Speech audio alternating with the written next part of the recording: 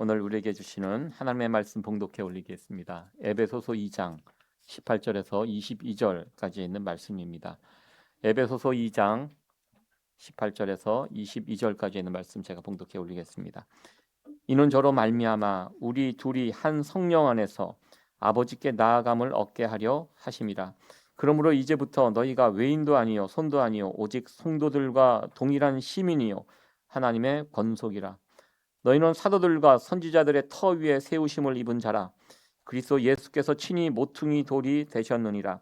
그의 안에서 건물마다 서로 연결하여 주 안에서 성전이 되어가고 너희도 성령 안에서 하나님의 거하실 초소가 되기 위하여 예수 안에서 함께 지어져 가느니라. 아멘. 예, 세비어 찬양대에 찬양이 있겠습니다.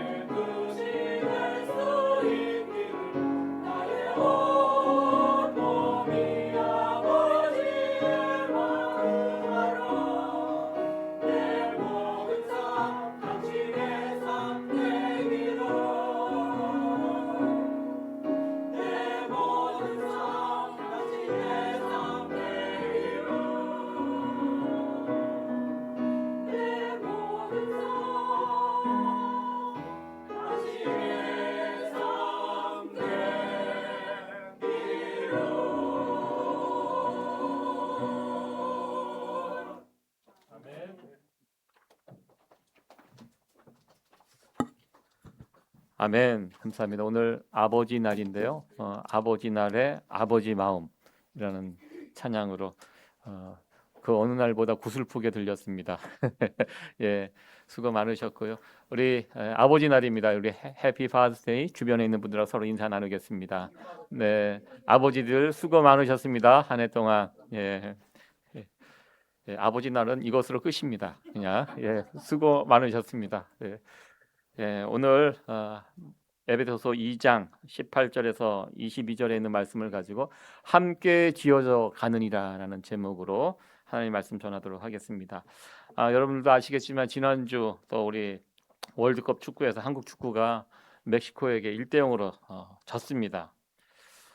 이게 지고 나니까 그래서 그런지 요 며칠 동안 맥 빠지고 재미도 없고 일에 힘도 나지 않고 그랬습니다. 지난번 첫 번째 경기에서 체코전 이겼을 때는 그 밤늦게 끝났거든요. 밤새 또 잠도 잘 오지 않고 막 기쁘고 즐겁고 또 며칠 동안 그런 마음으로 지냈는데요. 이 축구 경기가 참 그런 것 같습니다. 그 승패에 따라서 우리의 일상의 모습이 이렇게 좀 차이가 나는 것 같습니다. 축구라는 스포츠가 가지고 있는 매력이라고 할까요? 한국 팀이 승리하면 내가 승리한 것 같고 지면 내가 진 것 같은 그런 경험을 하게 됩니다. 가뜩이나 져서 우울한데요. 오늘 아침에 보니까 일본이 4대0으로 이겼더라고요. 더 기분이 우울해졌습니다. 그래서 우리가 참 미국에 살고 있지만 여러분들 미국이 2번 다 이긴 거 알고 계시죠?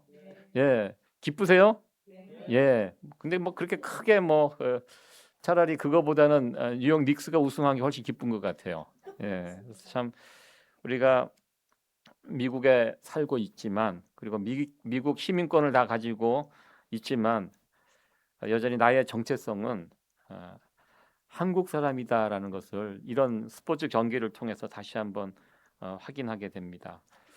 돌아오는 수요일 날 이제 세 번째 경기가 있습니다. 이제 3차전 참 중요한 경기인데요. 남아공과 마지막 경기입니다. 또 그 경기에서 우리가 또 승리해서 또 우리의 한 주간 또 기쁘고 행복한 그런 한 주간이 되었으면 좋겠습니다. 사실 우리들 예수 믿는 자들은요 이미 승리자들입니다. 왜 우리가 승리자입니까? 우리 예수님께서 십자가에서 이미 승리하셨기 때문입니다. 가장 중요한 그 전쟁에서 승리를 거두셨습니다. 우리에게 예수님의 승리보다 더 귀하고 복된 승리는 없습니다. 가장 큰 승리를 이미 예수님께서 거두셨습니다.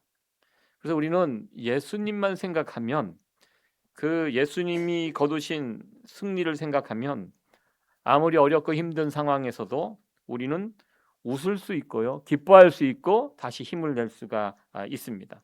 잃어버렸던 기쁨을 다시 회복할 수 있습니다. 그러니까 예수 믿는 사람들이 밝고 기쁘게 살아가는 이유가 무엇입니까? 예수님이 승리했기 때문입니다. 이것을 늘 우리가 염두에 두면서 예수 믿는 사람으로서 하루하루 신나고 행복하게 힘있게 살아갈 수 있는 그런 저와 여러분들이 되어지기를 축원드립니다. 지난 시간에 하나님께서 예수님을 이 세상에 보내시고 무엇을 하기를 원하셨을까? 두 가지. 하나님은 예수님을 통해서 두 가지를 하기를 원하셨다고 제가 말씀을 드렸습니다. 지난주 제목이기도 합니다. 두 가지가 뭔가요? 구원과 하나, 더 중요한 건 하나됨입니다. 다 잊어먹으셨죠? 감사합니다. 그래서 잊어먹으셔야지 제가 또 하죠. 예수님이 이 땅에 오신 이유, 우리를 구원하시기 위해서. 또 하나 중요한 거, 구원만큼 중요한 거, 이 세상을 예수 그리스도 아래 하나 되게 하시는, 통일되게 하시는 것. 이게 하나님이 예수님을 통해서 이루고자 하는 사역이었습니다. 목표였습니다. 그래서 이 하나 된다는 것이 참 중요하다는 거 우리가 지난 시간에 함께 살펴봤습니다. 이 세상은 심각하게 나눠져 있고 분열되어 있습니다. 우리가 보는 바와 마찬가지입니다. 이 세상의 분열 가운데 가장 극심한 분열이 무엇인가? 그것은 이방인과 유대인의 분열입니다. 그런데 이 분열 때문에 세상이 지금도 시끄럽습니다. 이란과 이스라엘, 중간에도 미국이 껴 있고요. 왜 싸우고 있습니까? 바로 이방인과 유대인의 분열, 좁혀지지 않는 이 간극 때문에 지금도 아직까지도 싸우고 있고요. 전쟁이 끝난 것처럼 보였는데 다시 또 죽었던 불씨가 다시 살아나려고 하는 이런 모습, 안타까운 상황들을 보게 됩니다. 유대인과 이방인이 같이 하나가 된다는 것이 이게 얼마나 어려운 일인데요. 그런데 예수님께서 이 세상에 오셔서 십자가 지시고 죽으시고 부활하시고 그걸 통하여 우리를 구원하셨을 뿐만 아니라 하나님은 이 일을 통해서 이방인과 유대인들이 하나 되는 이것을 꿈꾸셨습니다. 실제로 사도 바울은 본인이 개척한 교회, 이방인들 지역에 다니면서 교회를 개척하잖아요. 교회를 세우잖아요. 사도 바울이 세운 교회를 보십시오. 그 교회는요, 이방인 그리스도인들, 유대인 그리스도인들이 함께 교회를 섬기는, 지금 생각해도 놀라워요. 그 당시는 얼마나 이것이 혁명적인 모습이었을까요? 유대인들, 이방인들 서로 상종하지 않고 서로 원수처럼 여기고 서로 지금까지 싸우고 있는 이런 상황인데요. 그 2000년 전에 사도 바울이 세웠던, 사도 바울이 복음을 전하고 세웠던 그 교회 안에는 이방인과 유대인들이 하나 되어 한 교회를 섬기는 이 귀하고 아름다운 모습이 그곳에서 일어났다는 것입니다. 하나님께서 예수님을 이 땅에 보내신 이유, 구원, 그리고 장벽들이 무너져서 하나 되는 세상, 이것이 하나님께서 예수님을 이 땅에 보내신 이유와 목적이었다는 사실을 우리가 기억하시고, 예수 믿는 사람으로서 우리가 해야 할 일은요, 장벽들을 세워가는 것이 아니라 장벽들을 허무는 일, 이 일들에 우리가 앞장서야, 이것이 하나님의 뜻을 이루어가는 모습이라고 생각을 해보았습니다. 오늘은 그렇게 하나 되어, 오늘도 본문의 18절에 있는 모습을 보면 성령께서 하나 되어 하나님께 나아갈 수 있도록, 여러분들 우리가 예배 드릴 때요, 중요한 게 있습니다. 예배 드릴 때 제일 중요한 것은 하나 된 모습으로 나가는 것입니다. 예수님께서 그런 말씀을 하셨잖아요. 예배 드리러 나왔다가 형제간에 어떤 다툼이 있고 관계가 소원하면 예배 드리는 거 하지 말고 빨리 가서 형제와 화해하고 와서 예배 드리라. 예수님께서 하신 말씀입니다. 우리가 하나님 앞에 예배 드릴 때요, 오늘 본문에 있는 말씀처럼 성령이 둘이 하나 되게 하신 그 모습으로 하나님께 나가는 거, 굉장히 하나님께서 기뻐하시는 모습이라는 것입니다. 이런 예배를 하나님께서 받아주십니다. 교회는 그런 곳입니다. 둘이 하나 되는 것, 이것이 바로 교회의 모습입니다. 오늘 에베소서 2장 20절에서 22절 이 말씀은요, 너무나도 귀한 말씀입니다. 이 땅에 세워진 교회, 지상의 교회가 어떤 모습이 되어야 하는지, 어떤 모습인지, 이 땅에 세워진 많은 교회들이 있습니다. 교회가 무엇인지 오늘 이 본문의 말씀을 통해서 다시 한번 확인하고요, 우리는 지금 어디쯤 가고 있는지, 어디쯤 서 있는지, 우리 교회는 어떠한지 말씀에 비추어서 같이 점검해보는 그런 시간이 되었으면 좋겠습니다. 먼저 이 교회 안에 있는 성도들이 있습니다. 교회는 예수 믿는 사람들의 모임, 사람입니다. 교회는 건물이 아니라 일단 예수님을 믿는 사람들의 모임 그 자체가 교회입니다. 이 교회 안에 있는 성도들, 그 성도들의 신분에 대해서 먼저 언급을 하고 있습니다. 19절 말씀인데요, 우리 같이 한번 읽어보도록 하겠습니다. 시작. 그러므로 이제부터 너희가 외인도 아니요 손도 아니요 오직 성도들과 동일한 하나님의 건속이라. 우리의 신분을 밝히고 있습니다. 우리가 전에는 예수님을 모를 때는 무엇이었냐? 외인이었고 손이었습니다. 외인, 이방인이었고 손님, 여행객, 나그네에 불과한 자들입니다. 하나님 나라의 관점에서는 우리는 밖에 있었던 자들입니다. 여기서 외인이고 손이라는 의미는요, 법적인 권리가 전혀 없는 자들입니다. 그렇죠. 우리가 미국에 살고 있는데 밖에서 들어온 사람들의 무슨 법적인 권리가 뭐가 있겠습니까? 아프면 병원비 다 내고 다녀야 됩니다. 권리가 없습니다. 누릴 게 없습니다. 신분 상태가 그렇습니다. 미국에 사는 많은 서류 미비자들이 있습니다. 그분들은 늘 신분 상태 때문에 불안해합니다. 이것이 외인이고 손입니다. 그런데 우리가 이제 예수님 때문에 무엇이 되었습니까? 시민이요 권속이 되었다, 이렇게 말씀을 합니다. 시민, 우리의 신분이 시민, 이건 법적인 이야기를 하는 것입니다. 우리가 이 세상을 떠나 저 천국에 가면 저 천국에, 저 하늘나라에 하늘나라 시민들이 있습니다. 그 하늘나라 시민이 있고요. 이 땅에 세워져 있는 이곳에 교회에 모여 있는 시민이 있는데요. 이 신분이 똑같다라는 겁니다. 저 하늘나라에 있는 사람들은 1등 시민이고 이 땅에 살아가는 사람들은 2등 시민이고 이게 아니라요. 동일한 시민으로 법적 지위가 우리에게 갖춰져 있다는 것입니다. 그것을 의미합니다. 그리고 두 번째로 권속이라는 표현을 여기 쓰고 있는데요. 이 권속이라는 표현은 식구라는 뜻입니다. 식구. 권속은 이 시민이라는 것은 법적인 용어고요. 이 권속은 그거보다 더 한 단계 더 들어갑니다. 혈연 관계입니다. 혈연 관계는 법적인 관계를 뛰어넘습니다. 그렇죠. 내 부모, 자식, 형제, 삼촌, 이모, 이러면 얘기가 달라지잖아요. 혈연 관계보다 더 가까운 관계가 어디에 있겠습니까? 흔히들 우리가 뭐 선거철만 되면 우리가 남이가 그렇게 하면서 다 찍어주잖아요. 그게 굉장히 효과 있는 접근입니다. 남이 아니라는 얘기예요. 법적인 관계를 더 뛰어넘고 가까운 관계는 혈연 관계. 우리가 대대로 함께 살면서 함께 정을 나누고 함께 지냈던 더 친하고 더 깊고 더 온전한 관계가 권속이라는 이 신분입니다. 교회 안에 있는 성도들이 가지고 있는 신분이 바로 이것입니다. 우리가 하나님 나라의 시민이고 우리 예수 그리스도 피로 함께 나눈 형제요 자매, 이런 관계, 교회 안에서 함께하는 사람들이 이런 관계에 있다. 너희의 신분이 이와 같다라고 먼저 선언을 합니다. 그 다음으로 교회를 설명하면서 건물의 예를 들고 있습니다. 교회는 어떤 건물을 세울 때 그 모습과 이렇게 교회의 모습을 서로 비유합니다. 건물을 이렇게 세울 때요, 보면 건물 하나 올라갈 때 많은 것들이 필요합니다. 돌도 필요하고요, 모래도 필요하고, 나무도 필요하고, 철근도 필요하고, 그게 건물을 세우는 재료들이고요. 그리고 이렇게 보시다시피 이 건물 하나 세워지는데 지붕이 있어야 되고요, 벽이 있어야 되고요, 기둥이 있어야 되고요. 다 이런 것 따로따로는 별거 아닌데 이런 건물 하나 세우려면 이런 것들이 다 종합해서 합쳐져야지만 건물 하나가 세워지게 됩니다. 함께하고 연합하면서 건물이 세워지게 됩니다. 그러면서 건물 하나, 교회가 무엇인가? 이 건물과 같다.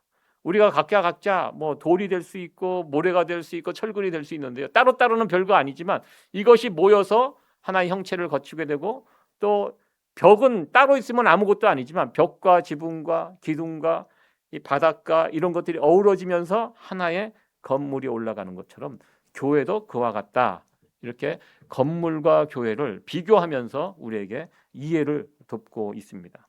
그리고 중요한 것은요, 우리가 교회가 하나 되는 것이고 통일되는 곳인데요, 무조건 다 아무나 다 통합하고 하나 되고 이것은 또 아니라는 그런 말씀입니다.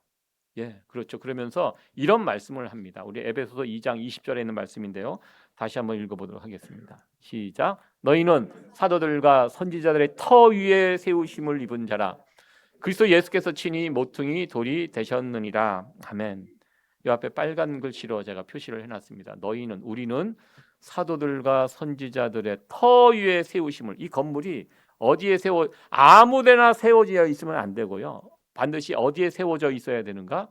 사도들과 선지자들의 터 위에. 이 터를 어디에 잡느냐가 매우 중요합니다. 터가 다르면 같이 연합할 수가 없습니다. 연합하면 큰일 납니다.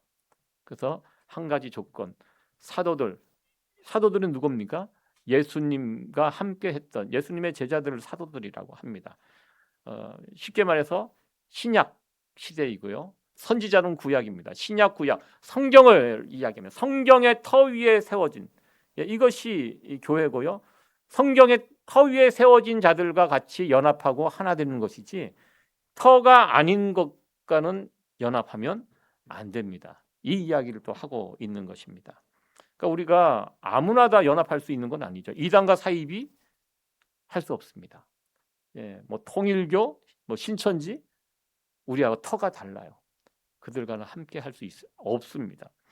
여러분들, 우리나라가 지금 전 세계에서 유일한 분단 국가입니다. 통일이 필요합니다. 근데 함부로 통일할 수는 또 없습니다. 이념이 다른 북한 공산당 연합하고 통일하는 거 이거 굉장히 조심해야 합니다. 세계 역사를 돌아봐도요. 민주주의와 공산주의가 함께 연합하고 통일하는 이런 경우는 없기 때문입니다. 그렇게 하면 망합니다.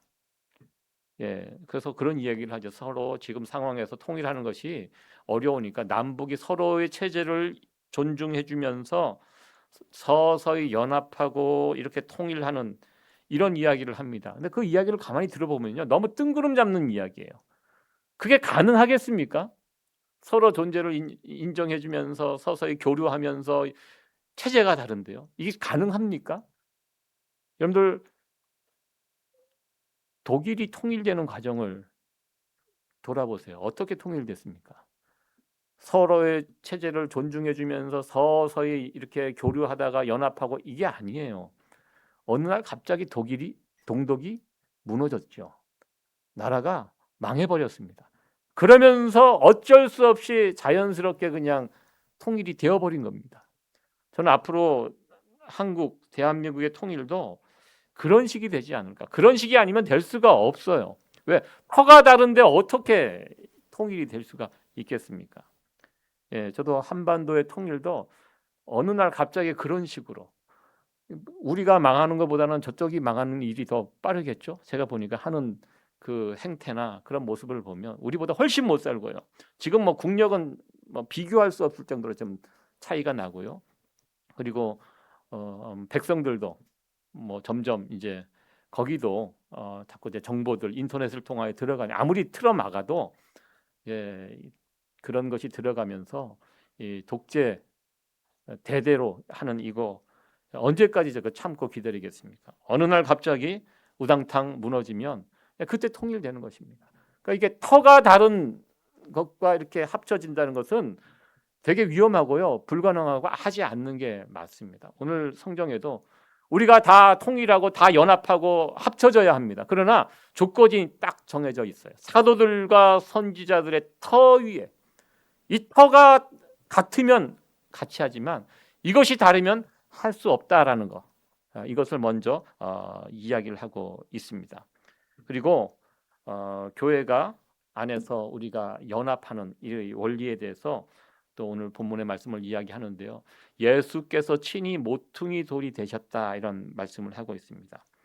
모퉁이 돌이 하는 역할이 있습니다. 모퉁이에 돌이 하나 이렇게 딱 박여져 있으면 그 돌을 중심으로 나머지 것들이 붙여져 갑니다. 그래서 그 모퉁이 돌이 어떠하냐에 따라서 건물의 형태가 결정이 된다고 합니다. 요즘 건물을 지을 때는요, 벽돌들이 다 규격화되어 있어요. 다 똑같아요. 그러나 옛날에는 돌로 건물을 세울 때는 그렇지 않았습니다. 돌들이 어떻게 해요? 모양이 다 다릅니다. 길거리에 돌아다니는 돌 보세요. 똑같은 돌 하나도 없어요. 신기합니다. 사람의 모습이 다른 것처럼 돌들의 모습도 다 달라요.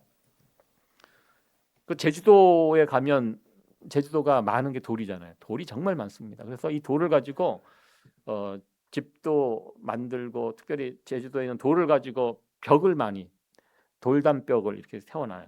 그 보면은 참 신기합니다. 돌들이 다 달라요. 돌을 하나 쌓고, 원리가 그래, 쌓고 그 돌에 맞춰서 옆에 돌을 또 끼우고 또 올리고, 그 돌담을 쌓을 때 어떻게 쌓냐면 그 첫 번째 쌓여 있는 돌에 맞춰서 그거에 맞는 돌을 옆에다 끼우고요. 그거에 맞춰 갖고 또 돌을 주워다가 끼우고, 안 맞으면 어떻게 다듬어야 돼요. 돌에 맞춰서. 다 다른 돌들이지만 그렇게 짜서 맞춰서 다듬어서 이렇게 보면 이 돌담이 정말 예쁘고 멋있게 이렇게 딱 세워져 있는 것을 보게 됩니다. 교회가 세워지는 원리도 이와 같다는 것입니다. 어떤 면에서 우리는 다 돌들입니다. 예수님이 모퉁이 돌이 되셨고요. 그 예수님의 모습을 옆에 있는 돌들이 닮아서 또 옆에 또 붙게 되고, 그 모습에 맞춰서 또 하나 더 얹혀지게 되고, 이렇게 돌 하나하나 쌓여서 건물이 세워져 가게 되는데요. 교회가 세워지는 원리가 이와 같다는 것입니다. 여기서 20절, 22절까지 있는 말씀인데요. 이 말씀을 다시 한번 읽어보면서 유심히 잘 읽어보시면서 이 말씀을 다시 한번 제가 설명하도록 하겠습니다. 우리 20절과 22절 같이 한번 다시 한번 읽어보도록 하겠습니다. 시작. 너희는 사도들과 선지자들의 터 위에 세우심을 입은 자라. 그리스도 예수께서 친히 모퉁이 돌이 되셨느니라. 그의 안에서 건물마다 서로 연결하여 주 안에서 성전이 되어가고 너희도 성령 안에서 하나님의 거하실 처소가 되기 위하여 예수 안에서 함께 지어져 가느니라. 아멘. 예, 교회가 어떻게 이 땅에 있는 교회들이 세워져 가는지 표현을 해주고 있는데요. 저기서 눈에 들어오는 표현이 서로 연결하여 주 안에서 성전이 되어가고 함께 지어져 간다. 이 표현이 참 중요한 표현이라고 생각을 해보았습니다. 서로 연결하여 되어가고 지어져가는 이 땅에 있는 교회들은요, 완성된 건물이 아니에요. 아직 지어져가고 있는 건물입니다. 과정 중에 있습니다. 완성품이 아닙니다. 그리고 여러분들도 아시다시피 건물이라는 것이 완성이 돼야 볼만하지 완성되지 않는 건물은 볼품이 없어요. 짓담한 건물, 짓고 있는 건물 보세요. 뭐가 있겠어요? 다 아직 속이 막 보이고, 예, 볼품도 없고 보기 싫고, 예, 그러나 그런 과정 끝에 건물이 완성이 됐을 때 정말 아름답고 멋진 그런 건물. 이전과 이후가 완전히 다릅니다. 저는 교회의 모습도 이와 비슷하다라고 생각을 해봤습니다. 이 땅에 있는 교회의 모습은 아직 완성된 교회의 모습이 안 됩니다. 우리 안에 여전히 부족함이 있고 부서진 부분도 있고 완전하지 않는 부분도 있습니다. 그러나 중요한 것은요, 부족해도 교회를 떠나서는 안 된다는 것입니다. 요즘 많은 사람들이 교회의 그 부족한 모습 때문에 교회를 떠나서 혼자 신앙생활을 하시는 분들, 가난한 성도들이 막 미국에도 한국에도 막 점점 늘어나고 있다고 하는데요. 교회를 떠나면 개인이 성장할 수가 없어요. 신앙생활은요, 함께 연결해서 지어져 가야지 따로 독립돼서는 절대로 지어져 갈 수가 없기 때문입니다. 예, 교회 안에서 함께 있을 때 자라나는 것입니다. 함께 지어져 가는 것입니다. 그러니까 여기서 벗어나면 안 됩니다. 그러니까 예전에 1980년대인가요? 우리가 청소년 축구가 4강에 올라간 적이 있습니다. 그때 막 나라가 뒤집혀지고 제가 고등학교 1학년 때인가 학교에서 막 수업 안 하고 그거 같이 전 학생들이 봤던 학교가 들썩들썩했던 그런 적이 있습니다. 그때 굉장히 유명하게 활동했던 선수 가운데 김종부 선수라는 선수가 있습니다. 여러분들 아십니까? 그 이름 김종부라는 차범근 선수 다음에 아주 큰 위대한 선수가 될 것이다. 왜냐하면 그 대회에서 굉장히 잘했거든요. 골도 넣고 브라질과 경기에서 골도 넣고 막 굉장히 잘했습니다. 근데 이 선수가 대학을 졸업하고 실업팀에 이제 그때 당시 프로팀에 이제 스카우트 대회 가야 되는데 너무 잘하는 선수기 때문에 서로 데려가려고 스카우트 전쟁이 붙었어요. 그래서 A와 B가 전쟁이 붙어갖고 막 법적 상황까지 막 이렇게 번지는 바람에 이 선수가 1년 동안 어느 팀에도 소속이 되지 못한 무적 선수가 되어서 축구 선수를 1년 동안 그냥 팀에 소속되지 않고 혼자 그냥 개인 연습하면서 이렇게 준비했던 기간이 있었습니다. 팀에 있다가 어느 소속이 되지 않고 한 1년 정도, 한 1년인가 2년 정도 이 선수가 그 법적 문제가 해결이 되지 못해서 선수 뛸 수가 없었어요. 그래서 나중에 이 문제가 해결이 되어서 어느 팀에 소속이 되어서 뛰는데 1년인가 2년 딱 쉬고 뛰는데 보니까요, 완전히 다른 선수가 되었어요. 평범한 선수가 되었어요. 그 실력 있고 출중하고 차범근의 뒤를 이을 선수라고 그렇게 칭송이 자자했던 선수였는데요. 그냥 혼자 2년 동안 개인 훈련, 축구 선수니까 나름대로 열심히 했겠죠. 근데 팀에서 빠져서 혼자 하다 보니까 그냥 평범한 선수로 전락이 돼서 결국 꽃 피우지 못하고 그래서 비운의 선수라고 합니다. 그래서 결국 나중에 이렇게 돌아왔지만 뭐 제대로 하지 못하고 몇 년 하다가 뭐 부상당하고 그리고 은퇴하고 이렇게 했던 그런 모습을 기억이 납니다. 이 팀 스포츠에서 선수가 빠져나오면 이게 안 되더라고요. 1년, 2년 쉬면 그냥 끝납니다. 선수가 팀에 들어갔을 때 이것이 발전하고 성장하고 다듬어지고 하지, 혼자 아무리 뛰어난 선수도 나오면 별거 아니는 거. 저는 우리 신앙생활도 저는 이와 마찬가지라고 생각합니다. 함께 교회에 들어와서 이렇군 저렇군 일이 있지만 그 안에서 치고받고 하면서 다듬어지고 그러면서 성장하는 것입니다. 우리가 교회 안에서 다듬어지고 성장하는 것이 과연 무엇일까 좀 생각을 해봤습니다. 뭐 계속 성경 공부하고 뭐 그렇게 하면서 우리가 지식이 쌓이면서 우리가 성장하고 다듬어지고, 물론 그런 부분도 있지만 이런 부분도 이런 일을 통해서 우리가 성장하는 것 같습니다. 예를 들어서요, 어느 날 교회에서 직분을 받습니다. 직분자가 됩니다. 여러분들 직분자가 되면 책임감이 생겨요. 여러분 그렇죠? 내가 권사님이 되고 안수 집사님이 되고 장로님이 되면 그 직분에 대한 부담감이 생겨요. 그래서 밖에서 함부로 행동을 하지 못하게 됩니다. 예전에는 식당에서 밥을 먹을 때 보니까 그런 분들 너무 많더라고요. 식당에서 밥을 먹는데 밥을 먹을 때 꼭 이렇게 이런 더운 여름날에는 술을 드세요. 시원한 맥주를 이렇게 따라서 밥 먹으면서 이렇게 그걸 이제 시원하게, 옆에서 보면 되게 시원할 것 같아요. 쫙쫙 마셔요. 좀 걱정이 돼요. 저렇게 하고 또 운전하고 가셔야 되는데 그 괜찮나? 대부분 그렇게 사시더라고요. 저는 이제 목회자들하고 늘 식사하기 때문에 저희들은 먹으면 늘 물 아니면 콜라. 충분히 그것도 시원하거든요.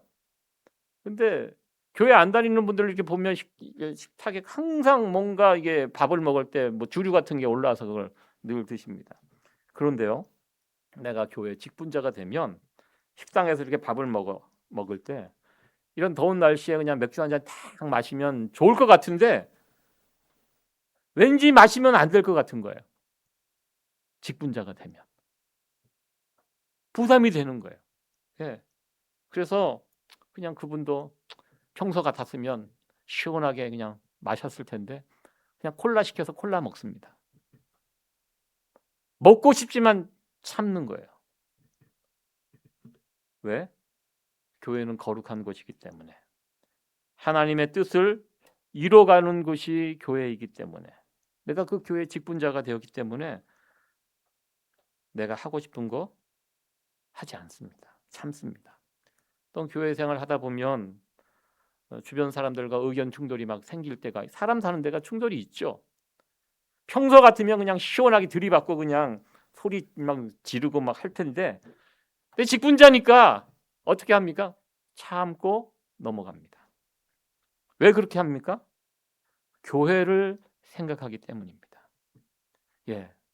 우리가 성장하고 다듬어지고 지어져 간다는 것이 저는 이런 의미라고 저는 생각합니다. 그러면서 그런 것들, 교회를 위해서 내가 양보하고 참고, 그러면서 우리는 다듬어지고 성숙되어져 가고 맞춰지고, 그러면서 아구가 서로 각이 안 맞던 돌들이 서로 맞춰져 가는 것입니다. 저는 그것이 교회에서 이루어지는 함께하면서 지어져 가는 모습이라고 생각을 해보았습니다. 그걸 통해서 우리는 성장을 하게 됩니다. 그리고 그렇게 우리를 통하여 성전으로 지어져 갈 때 온전히 세워진 그 교회 안에 누가 거하시게 됩니까? 그것은 하나님이 거하실 처소가 되어진다, 이렇게 설명하고 있습니다. 하나님이 거하실 처소, 이 교회에 누가 거하는가? 하나님이 거하시는 처소가 된다. 정말 우리의 가슴이 뜨거워지는 그런 말씀이 아니겠습니까? 지금 여러분들 우리 교회 안에 하나님이 거하실 만한 그런 처소가 우리 교회가 되었는가? 이만하면 우리 하나님 한번 모실 수 있는가? 여러분 어떻게 생각하십니까? 우리 교회 하나님 모셔도 괜찮습니까? 충분합니까? 자신 있게 대답하셔야죠. 제가 뉴욕에 처음 왔을 때 한 10년 이제 가까이 되어 갑니다. 때마침 그 시기에 한국에 계신 저희 어머님이 저희 집에 방문을 하셨습니다. 저희 어머님이 제가 미국 생활 이제 25년 넘어가는데요. 미국에 딱 한 번 오셨어요. 딱 한 번 오셨는데 정말 유감스럽게도 제가 가장 뭐라 그럴까 복잡하고 막 이사 와갖고 정신없는 그 순간 그때 오셨어요. 그 다음 해 오셨으면 참 좋았을 텐데 왜 아무런 준비가 안 돼 있는 그 상황에서 갑자기 오시고 이제 우리 어머님 80이 넘으시고 또 몸이 지금 안 좋으시기 때문에 이제 비행기 못 타세요. 이제 못 오세요. 딱 한 번 오셨는데 그때가 정말 막 이사 가서 정신없는 방 2개짜리 2개밖에 없어갖고 막 그때 제 조카하고 같이 오셨는데 뭐 제가 어떻게 해드릴 수가 없는 거예요. 막 이삿짐이 아직도 방에 막 이렇게 그득그득 쌓여 있고 정리도 안 돼 있는 상황에서 어머님 오시고 뭐 그래도 어떻게든 오셔갖고 잘 해드리고 효도도 해야 되는데 제 상태가 일단 정신이 없다 보니까 별것도 그냥 해드리지 못하고 그냥 한 달 정도 계시다가 다시 한국으로 돌아가셨는데요. 그리고 이제는 못 오시는 거잖아요. 딱 한 번 오셨는데 지금 생각해 보면 너무 속이 상하고 아쉬워요. 좀 이렇게 좀 내가 안정이 되고 어느 정도 정리가 돼서 이렇게 오시면 어머님 모시고 또 어디도 가고 맛있는 것도 제가 일단 뉴욕을 몰랐어요. 어디가 어딘지를 모르니까 뭐 어디가 좋은지를 알아야지 제가 모시고 어느 식당도 모르고 지금은 오시면 정말 제가 잘 모시고 다니면서 맛있는데 아주 좋은데 이렇게 모시고 다닐 텐데 그때 당시는 전혀 모르니까요. 이 뉴욕이라는 이 도시를 모르고 어디가 맛있고 이런 걸 모르니까 지금 생각하면 너무 이제 안타깝고 속이 상한 것입니다. 두고두고 이제 아쉬운 마음입니다. 여러분들 우리 하나님께서 지금 우리 교회에 오신다면 잘 모실 수 있을까? 예. 하나님 1년 뒤에 오시면 저희 잘 하겠습니다. 예. 언제쯤 저희가 하나님을 잘 모실 수 있을까요? 예, 우리가 부족한 부분이 있을 수 있습니다. 예. 그러니까 그런 면에서 우리가 앞으로 더 채워지고 다듬고 고치고 성장해야 할 그런 부분이 있습니다. 교회라는 것이 어떤 것입니까? 영광의 하나님이 거하실 처소. 이것이 바로 교회라는 것입니다. 그리고 우리가 교회를 바라보면서 우리가 붙들어야 될 사명이 바로 이것입니다. 이것은 하나님이 거하실 처소가 되는 것이 바로 교회입니다. 그러니까 교회가 제일 우선적으로 붙들어야 될 사명이 무엇인가 바로 저는 이것이라고 생각합니다. 하나님이 거하시기 합당한 교회가 되었는가? 예. 이것을 위해서 우리가 교회를 세워가야 하고요. 그러기 위해서 우리가 어떻게 해야 합니까? 모퉁이 돌 되시는 예수님을 중심으로 우리가 함께 그 돌에 붙어서 예수님처럼 돌 하나하나 붙여가면서 연합해서 함께 지어져 갈 때 그곳에 영광의 하나님께서 초소를 삼아 주실 것입니다. 우리 교회가 영광의 하나님, 거룩하신 하나님의 초소가 되는 그런 교회가 되어지기를 간절히 소원합니다. 우리는 연합하여 한 건물로 지어져 가는 사람들입니다. 그리고 그 건물은 언젠가 완성이 될 것입니다. 우리는 그리스도 안에서 매일매일 나아질 것입니다. 하나님께서 우리를 완성시켜 주실 것입니다. 여기에 주도권이 하나님께 있습니다. 우리가 하는 게 아닙니다. 우리가 하는 것은 예수님, 우리의 모퉁이 되는 예수님께 꼭 붙어서 예수님의 모습이 있잖아요. 그 모습을 나도 닮아야지 옆에 붙어 있을 수 있거든요. 예. 생뚱맞는 그런 돌들이 예수님의 모습을 보고 다듬고 그 돌에 붙을 수 있도록 이것이 우리가 하는 일이고요. 결국 이 일도 우리 하나님께서 해 주실 것입니다. 하나님이 거하실 처소가 되는 교회, 그런 교회를 꿈꾸며 함께 자라고 함께 지어져가는 저와 여러분들, 우리 교회 세이비어교회 성도 여러분들 되어지기를 간절히 축원드립니다.